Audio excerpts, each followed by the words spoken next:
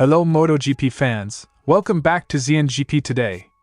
Despite placing 6 bikes in the top 6 of the sprint race and celebrating Alex Márquez's historic victory in Sunday's Grand Prix, the factory squad left Andalusia with mixed emotions. Claudio Domenicali, Ducati CEO, reflected candidly on the highs and lows, praising the hard work behind their continued success while also acknowledging areas that still need tightening if they are to maintain their edge throughout the 2025 MotoGP season.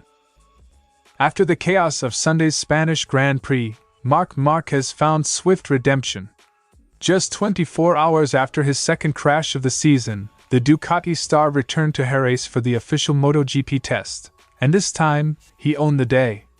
Topping both sessions, Márquez proved that a single mistake doesn't erase the solid foundation he and Ducati are building in 2025. Monday's Jerez test was meant to be a critical reset for Marquez Bagnaia, who's been searching for answers to his corner entry struggles this MotoGP season. Instead, it became a lesson in adapting to chaos, as fierce winds disrupted Ducati's plans. Despite it all, Bagnaia left southern Spain with some key improvements, thanks in part to borrowing a page from Marc Márquez's playbook. After a much-needed return to the podium at the Spanish Grand Prix, Yamaha's resurgence continued during the official MotoGP test at Jerez. The focus? An updated inline-4 engine that left both Fabio Quartararo and Alex Rins smiling, and with renewed hope ahead of the next round in Le Mans. With positive feedback all around, Yamaha looks ready to homologate the new spec, aiming to close the performance gap with Ducati and KTM. Don't forget to click subscribe button and the bell icon for MotoGP news update.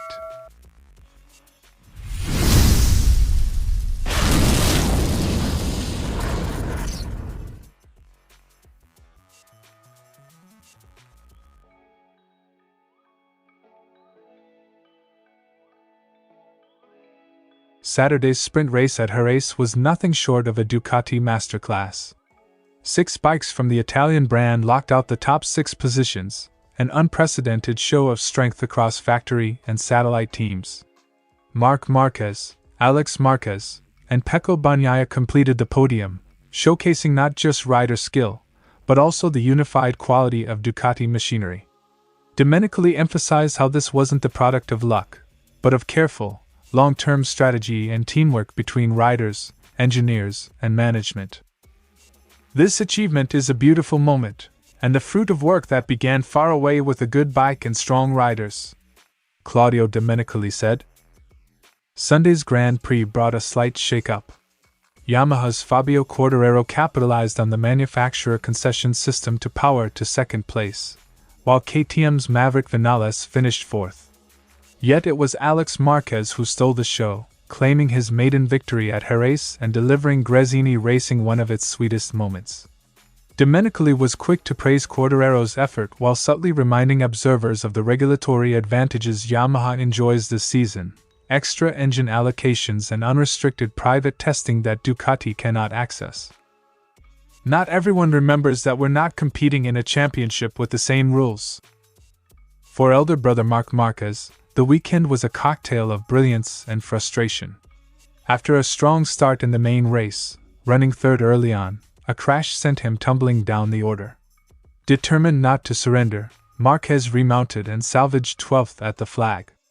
Domenicali expressed continued admiration for the number 93's speed and tenacity, but acknowledged a pattern emerging: occasional small mistakes, born not from lack of talent, but from pushing just slightly too hard when confidence is high. From time to time he makes some small mistakes due to overconfidence.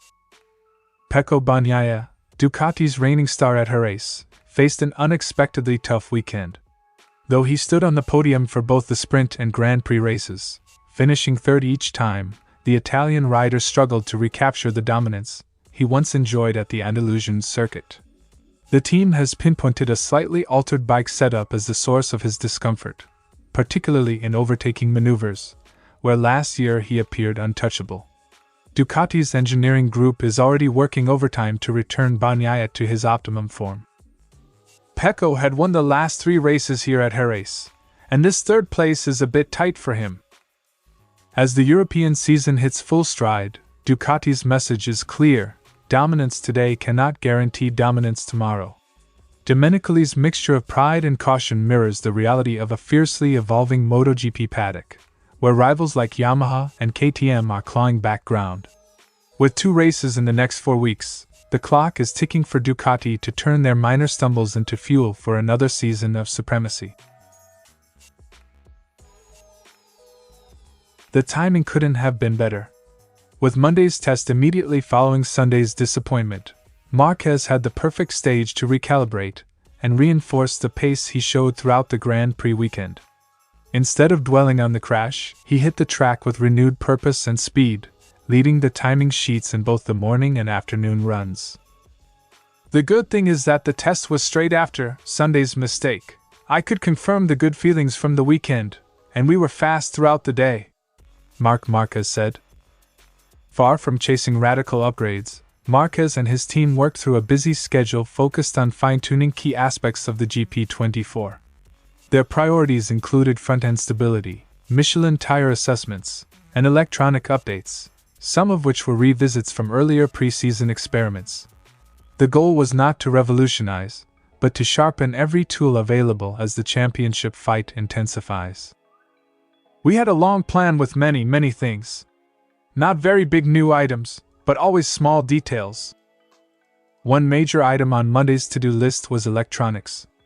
After spending much of preseason selecting between the GP24 and a future GP25 concept, Ducati and Marquez now had the breathing room to re-examine updates that had been set aside. Some of the retested software packages impressed, adding further confidence ahead of the busy European stretch. We tried the new electronic software that I don't know which race, MotoGP, will introduce, and we retried some electronic things that we had in the pre-season. Some of them were positive. Despite speculation that Ducati riders might start experimenting with alternative chassis setups, Marquez shut down any such rumors. He confirmed he's staying loyal to the latest frame design, believing it remains the best platform to chase the title. His clear focus remains on refining what's already working rather than seeking wholesale changes. No, we are riding with the same one, the same concept. The stopwatch, Marquez was in a class of his own. He was the only rider to break into the 1 minute and 35 seconds bracket at Jerez, finishing 0.361s ahead of KTM's Maverick Vinales and 0.477s clear of Yamaha's Fabio Quartararo. Even when briefly shadowing teammate Pecco Bagnaia during the test, Marquez was simply on another level, though he made it clear chasing Pecco was never part of the plan. Just one lap. In that run, Pecco was riding in 39s and I was coming on 37s. So I caught him, but it was not in the plan. With the Jerez test in the books, Marc Márquez leaves Spain with momentum firmly back on his side. Sitting just 1 point behind brother Alex Márquez in the standings, he now looks ahead to the next round at Le Mans, eager to turn testing speed into race day glory. The message from Jerez was clear: one crash won't derail a champion's charge.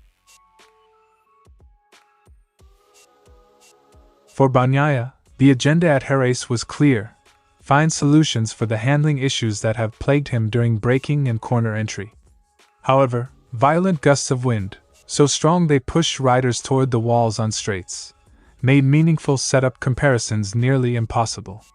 In the end, he had to abandon most of the planned work. It was blowing so hard that on the straight that leads to turn 6 it pushed you towards the wall, and then made it almost impossible to stay in line at turn 6.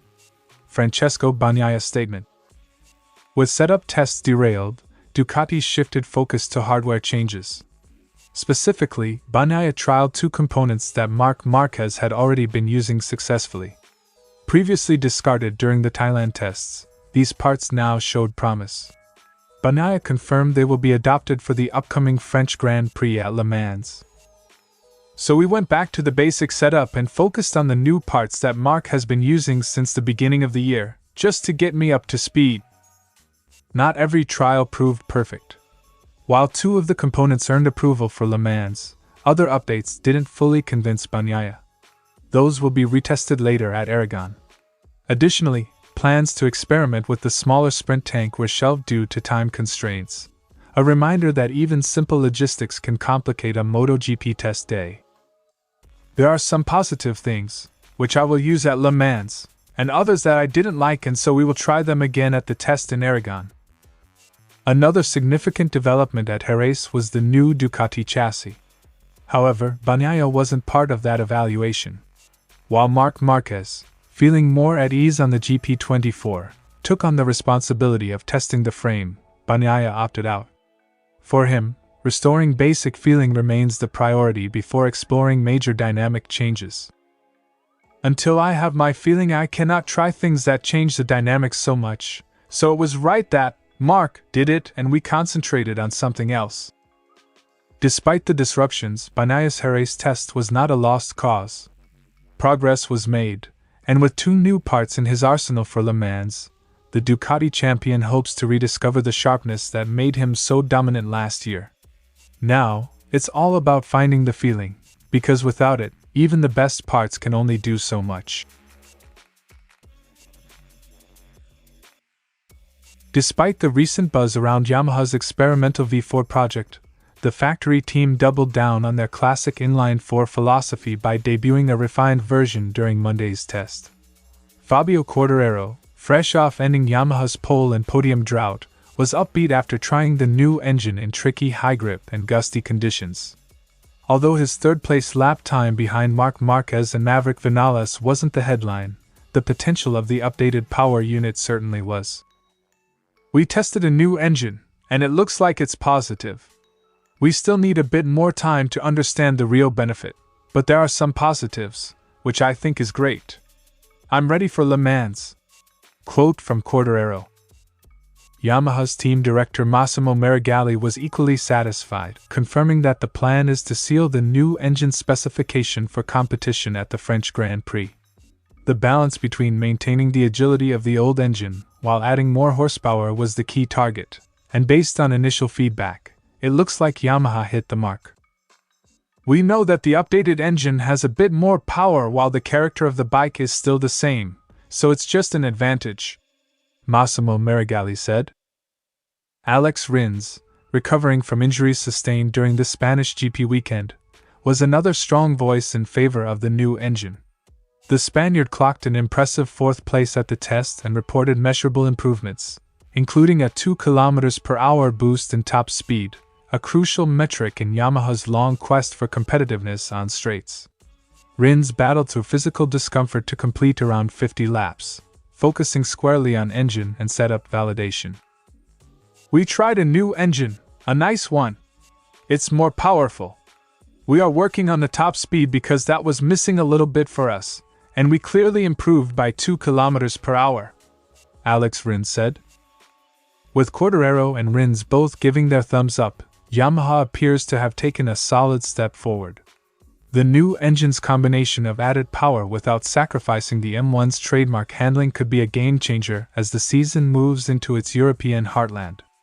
Now all eyes turn to Le Mans, where Yamaha hopes their new weapon can turn podiums into victories. Thanks for watching ZNGP Today, and this is your MotoGP news update. And see you next time!